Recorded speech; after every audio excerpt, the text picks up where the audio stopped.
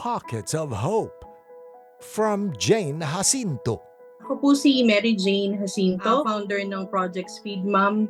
I have a child with ADHD. Po simula nung nagkaroon ako ng anak na may ADHD, doon po nagsimula yung hangarin ko na magkaroon ng isang proyekto para sa mga magulang na katulad ko. So doon po nagsimula yung kagustuhan ko na tumulong naman po sa mga batang may special needs pero may other illness pa po sila. We're not into sa government Sa public sector po kami nanghihingi ng tulong. Kung ano pong meron sila na pwede pong maitulong dito sa mga bata, yun po ang ibinibigay namin. Po ang project is hindi lang pagtulong Ang project po is livelihood.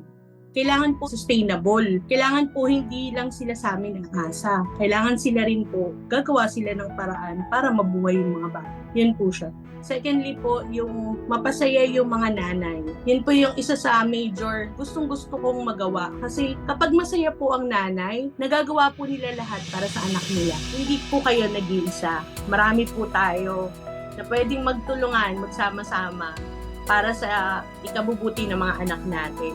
Kung ang bawat Pilipino ay nagtutulungan, hindi po mahirap ang buhay. Madali lang. Maraming salamat po sa Pinoy TV sa pagbubukas ng ganitong klaseng interview para sa aming Project Speed Mom Livelihood. God bless po sa inyo at saludo po ko sa inyong ginagawa. Send your inspirational stories and sparks of hope now